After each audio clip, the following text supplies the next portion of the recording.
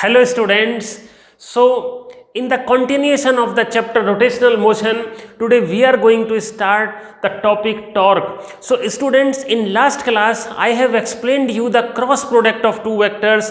दो वेक्टर का cross product और वेक्टर प्रोडक्ट मैंने आपको एक्सप्लेन किया था और मैंने आपको ये बताया था कि मान लो मेरे पास कोई दो वेक्टर है, एक ए वेक्टर है और बी वेक्टर है, तो इन दोनों का जो cross product A cross B is equal to A B sine theta into n cap हमारा होता है.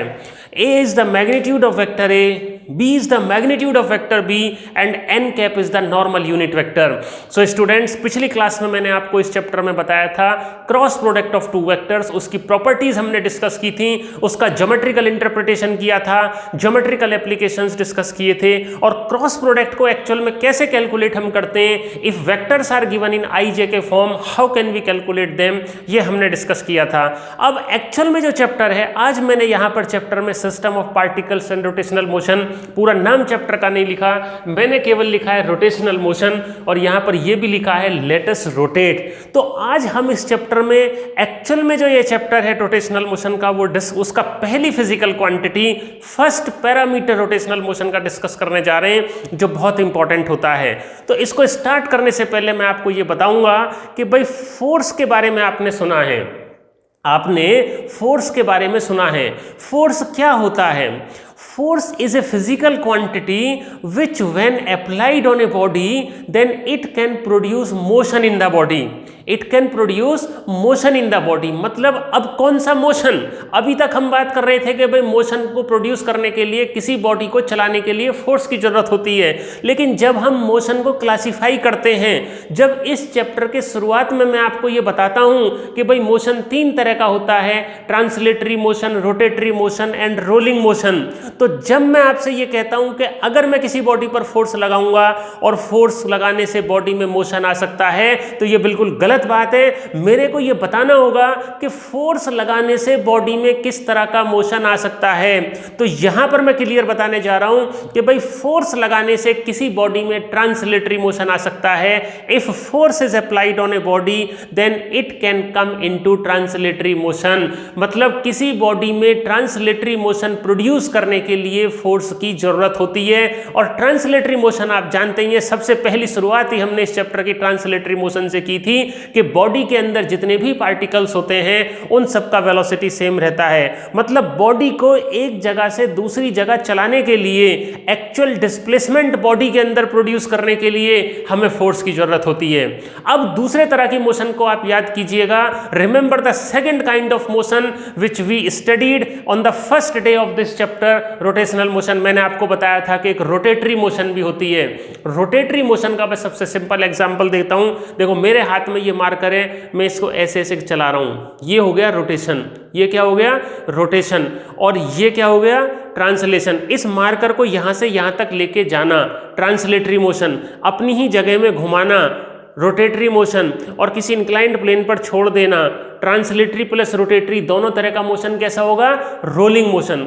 तो किसी बॉडी में रोटेटरी मोशन प्रोड्यूस करने के लिए हमें फोर्स तो लगाना ही होता है. फोर्स के बिना तो कुछ हो ही नहीं सकता. मतलब फोर्स तो लगाना ही लगाना है, लेकिन फोर्स कहाँ लगाना है ये भी बहुत इंपॉर्टेंट बात होती है.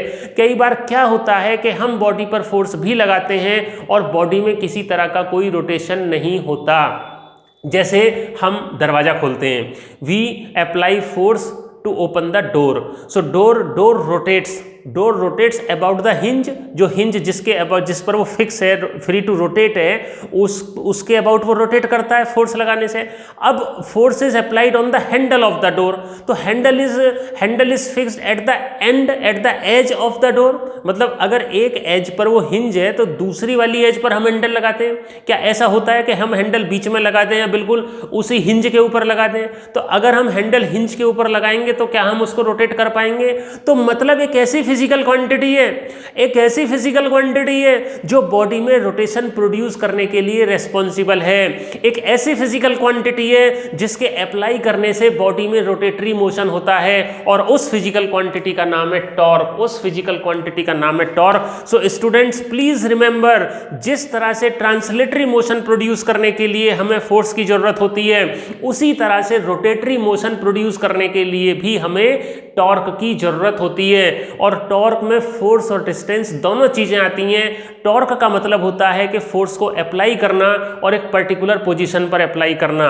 सो यहां पर अगर मैं आपसे बात करूं कि नई फिजिकल क्वांटिटी के बारे में आपको बताने जा रहा हूं, मैं आपको ये बताने जा रहा हूं कि रोटेशनल मोशन प्रोड्यूस करने के लिए कौन सी फिजिकल क्वांटिटी रिस्पॉन्सिबल होती है, तो वो टॉर्क होती है। So torque is a physical quantity which is used to produce the rotational motion in a body, which is used to produce rotation. So कोई भी चीज अगर घूम रही है, सो स्टूडेंट्स प्लीज रिमेंबर, अगर आपको अपने चारों तरफ कोई भी चीज घूमती हुई दिखाई दे रही है तो उस पर टॉर्क लग रहा होगा। जैसे मैं इसको ऐसे घुमा रहा हूं तो मैं अपनी फिंगर से टॉर्क लगा रहा हूं। फिंगर से क्या लगा रहा हूं?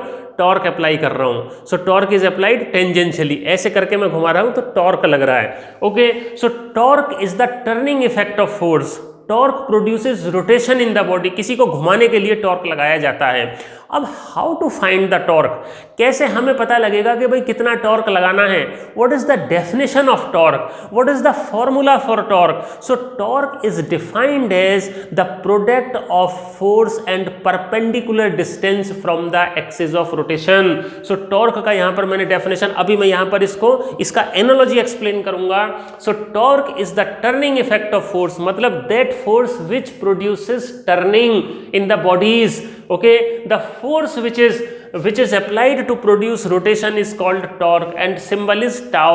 So this tau is the symbol, और इसका spelling होता है TAU. Tau is the symbol for torque and it is defined as the product of magnitude of force and perpendicular distance from point of rotation to the line of action of force. मतलब यहाँ पर ये point of rotation के बजाय axis of rotation भी हो सकता है। मतलब जरूरी नहीं है कि बॉडी एक पॉइंट के अबाउट ही रोटेट करेगी, बॉडी किसी लाइन के अबाउट भी रोटेट कर सकती है। अब देखिए जरा यहाँ पर मैं एक डायग्राम बना रहा हूँ। ये मान लीजिएगा मेरी कोई भी रिजिड बॉडी है। जैसे बॉक्सिंग प्रैक्टिस के लिए हम हैवी बैग को सस्पेंड कर देते हैं और हम उसमें पंचिंग करते हैं बॉक्सिंग के लिए, प्रैक्टिस के लिए, तो वो रोटेट करता है एक फिक्स्ड एक्सिस के अबाउट। क्या करता है? वो रोटेट करता है। तो अब ये मान लो कोई बॉडी है, कोई बैग है और it is pivoted at this point. इस पॉइंट पर ये पिवोट किया हुआ है। पिवोट का मतलब इस पॉइंट के अबाउट इसमें रोटेशनल मोशन हो सकती है। और इसका मैंने यहाँ पर इसको ओरिजिन अगर मैं ले लेता हूँ तो ये मेरी XYZ एक्सिस हो जाएंगी, ये ओरिजिन हो जाएगा। इसको मेरे को पॉइंट ऑफ रोटेशन O के अबाउट घुमाना है। तो घुमाने के लिए मान लो मैंने यहाँ पर मैंने घुमाने के लिए इधर फोर्स लगा दिया। This force is applied at this point P, force is applied point P, और जिस पॉइंट पर मैंने फोर्स लगाया है उसका पोजीशन वेक्टर है R. R is the position vector of point where force F is applied on the body. मतलब किसी there is a rigid body which is pivoted at O, means it is free to rotate about O if force F is applied to produce rotation in the body. अब मेरे को ये पता लगाना है कि भाई इसमें टॉर्क कितना होगा। तो मैंने आपको क्या बताया कि टॉर्क जो होता है फोर्स इनटू परपेंडिकुलर डिस्टेंस। अब सवाल ये उठता है कि भाई ये परपेंडिकुलर डिस्टेंस कौन सी है? बहुत इंपॉर्टेंट बात है। परपेंडिकुलर डिस्टेंस है पॉइंट ऑफ रोटेशन से line of action of force वाली। मतलब जिस लाइन के अलोंग फोर्स लग रहा है, फोर्स इस लाइन के अलोंग लग रहा है कि नहीं लग रहा है? ठीक है, तो इस लाइन पर आप परपेंडिकुलर ड्रॉप कर दें। यहाँ से ये मैंने मान लो परपेंडिकुलर ड्रॉप कर दिया और ये मेरा ON परपेंडिकुलर हो गया। सो फोर्स लग रहा है F और ये हो गई ON। ओके, अब मैं ON की वैल्यू R और थीटा की टर्म्स में निकालूंगा। देखो position vector R is making an angle theta. Position vector R is making an angle theta. Okay, तो ये एंगल थीटा हो गया। जब ये एंगल थीटा हो गया तो ये वाला एंगल भी तो थीटा हो गया, और जब ये एंगल थीटा हो गया तो ये कितना हो गया? R sine theta. भाई इस ट्रायंगल के अंदर अगर मैं साइन थीटा की वैल्यू लिखूंगा, so perpendicular upon hypotenuse ON upon R, so this perpendicular distance ON is equal to R sine theta, so this is equal to RF sine theta. ये हमारा फॉर्मूला आ गया टॉर्क का। So formula for torque is RF sine theta. बहुत important formula है, बहुत important, मतलब if there is a force applied at a point P which has position vector r at an angle theta with the force, then torque acting at a point is tau is equal to rf sin theta। पिछली class में मैंने आपसे बात की थी दो vector के cross product की, a cross b is equal to A B sine theta n cap. देखो ए बी साइन थीटा, अगर कहीं पर दो vector a B sine theta की फॉर्म में आ जाते हैं तो वहां पर लिखा जा सकता है a क्रॉस b। यहां पर r vector is the position vector, f is the force vector, so rf sine theta, so this tau vector can also be written as r cross f। और ये हमें मालूम है कि भाई जो क्रॉस प्रोडक्ट होता है, cross product of two vector is always perpendicular to each vector, तो यहां पर ये रिलेशन हमेशा ट्रू होगा, tau is perpendicular to r and tau is perpendicular to f।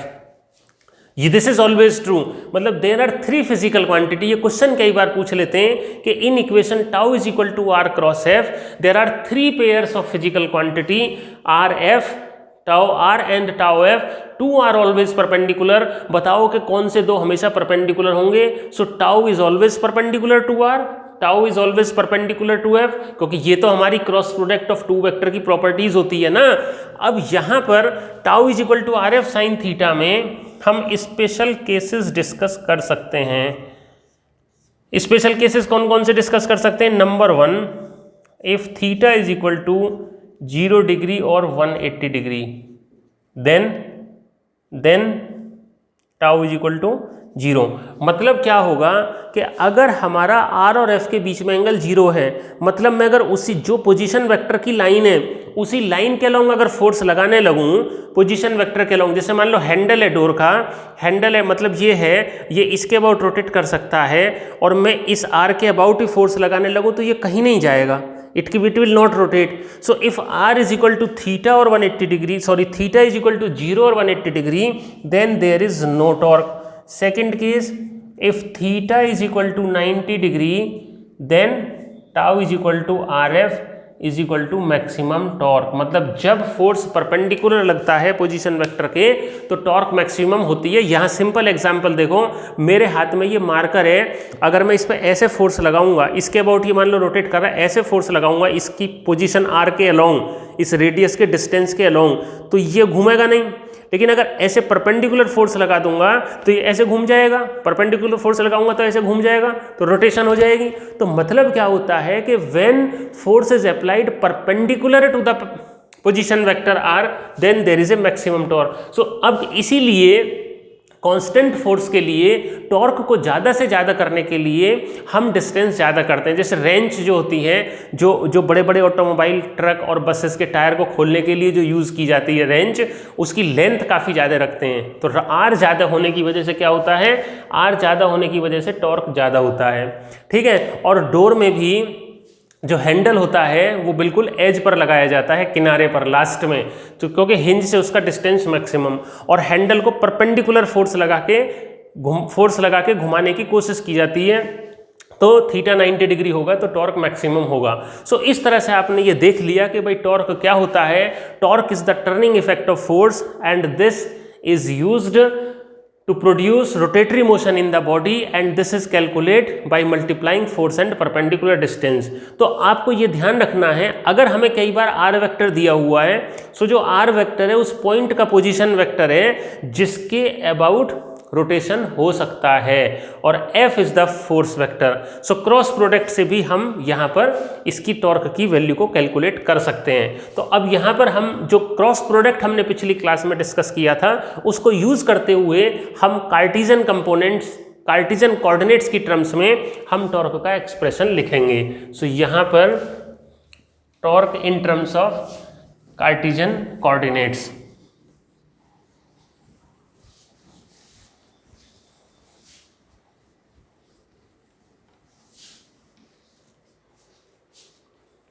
Torque in terms of Cartesian, Cartesian मतलब XYZ coordinates होते हैं, in terms of Cartesian coordinates. देखो टॉर्क का एक और नाम होता है, टॉर्क का जो दूसरा नाम होता है वो होता है moment of force. Torque is also known as moment of force. Torque is also known as, मतलब टॉर्क बोलो या मोमेंट ऑफ फोर्स बोलो, बात एक ही है। जैसे मैंने आपको बताया tau is equal to r cross f, r is the position vector. So position vector क्या हो सकता है, किसी भी पॉइंट का position vector x I plus Y J plus Z k. Okay, this may be the position vector of a point where force is applied. And force vector क्या हो सकता है, it can be expressed in cartesian component f x I plus F Y J plus f z k. Okay, so अब tau is equal to r cross f. So cross product निकालने के लिए मैंने आपको पहले ही बता दिया है कि ये डिटर्मिनेंट फॉर्म, फर्स्ट रो में आई जे के, सेकेंड रो में आर क्रॉस एफ है तो आर में आई जे के का coefficient x Y z, f में आई जे के का coefficient f x F y F z. तो ये कितना आ जाएगा, ये आ जाएगा आई माइनस जे प्लस के। सो आई का कोफिशिएंट लिखना है, so Y F Z minus Z F Y. J का कोफिशिएंट लिखना है X F Z minus Z F X. K का कोफिशिएंट लिखना है X F Y minus Y F X. Okay, so इस तरह से, और this torque is also written as tau X I plus tau Y J, मतलब कोई भी vector X Y Z component में लिखा जा सकता है आई जे के की टर्म्स में, टाउ जेड के। सो टाउ एक्स कितना आ गया, अगर आई का कोफिशिएंट कंपेयर करते हैं Y F Z minus Z F Y, tau Y कितना आ गया, वो माइनस साइन अंदर ले जाएंगे, Z F X minus X F Z, और टाउ जेड कितना आ गया X F Y minus Y F X. और मैं ये आपको बता रहा हूँ कि जो टाउ है this is perpendicular to R vector and perpendicular to F vector. अब यहाँ से पता लगेगा, देखो अगर मेरा पोजीशन वाई जेड प्लेन में है और फोर्स भी वाई जेड में है तो टॉर्क एक्स एक्सिस के अलॉन्ग होगा, X axis is perpendicular to Y Z plane. अगर मेरा पोजीशन और फोर्स एक्स जेड प्लेन में है तो टॉर्क वाई एक्सिस के अलॉन्ग परपेंडिकुलर हो गया। अगर मेरा पोजीशन और फोर्स एक्स वाई प्लेन में है तो टॉर्क जेड एक्सिस के अलॉन्ग परपेंडिकुलर हो गया। सो this is how torque is expressed in terms of Cartesian coordinates using the cross product of two vectors.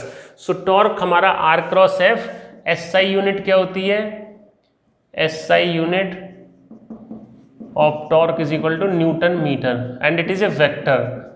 और डायरेक्शन क्या हो जाएगी, डायरेक्शन परपेंडिकुलर हो जाएगी। सो जैसे हमने टॉर्क किया इसी तरह से देखो ऐसा होता है in rotational dynamics, in rotational motion there is analogy between the physical quantities.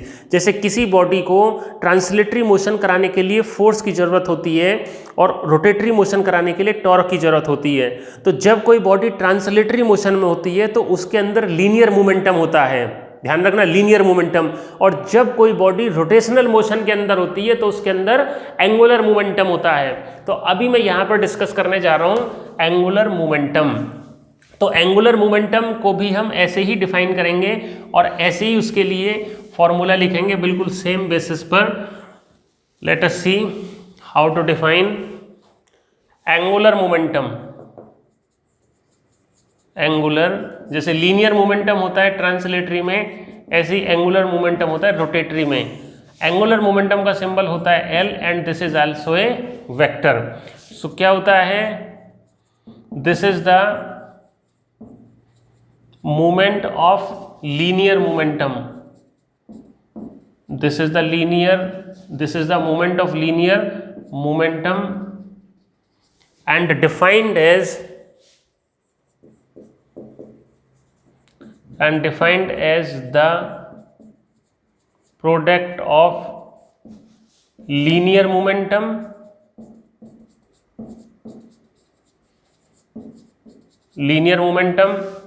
and perpendicular distance from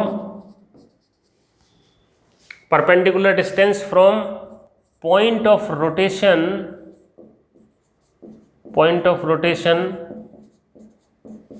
to line of linear momentum, momentum, देखो लीनियर मोमेंटम तो आप जानते हो P is equal to M into V, momentum is equal to mass into velocity.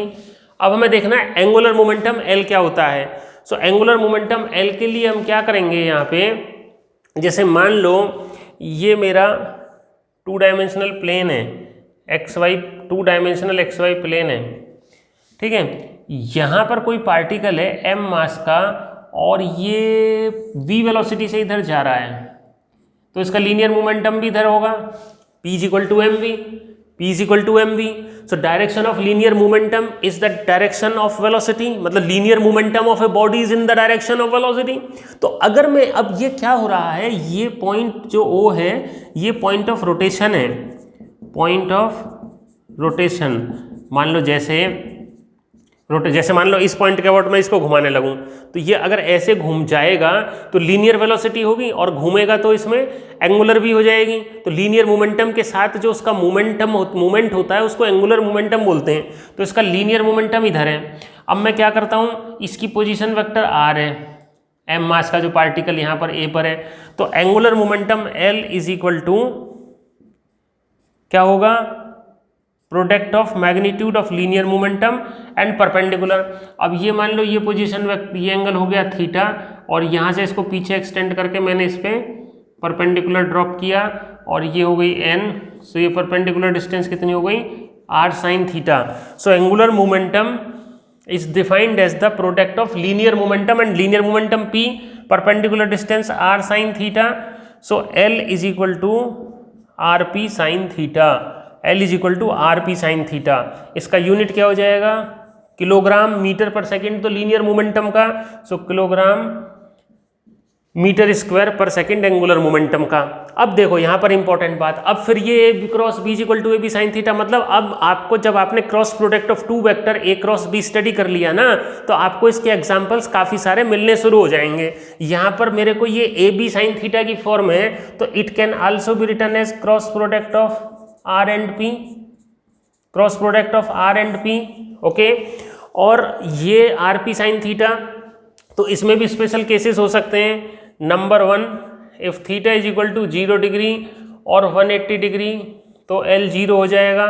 दूसरे case में if theta is equal to 90 degree तो L किसके बराबर हो जाएगा, आर पी मैक्सिमम।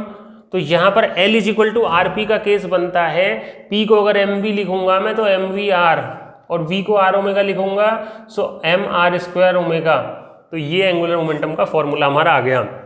तो मतलब अगर मेरे को किसी पार्टिकल का एंगुलर मोमेंटम कैलकुलेट करना है तो L is equal to R P और एम वी आर और एम आर स्क्वायर ओमेगा। अगर वहाँ पर एंगल थीटा है तो आर पी साइन थीटा से एंगुलर मोमेंटम निकल जाएगा। इसी तरह से मैं आपको एक होमवर्क देता हूँ, express L in terms of Cartesian coordinates, in terms of Cartesian coordinates.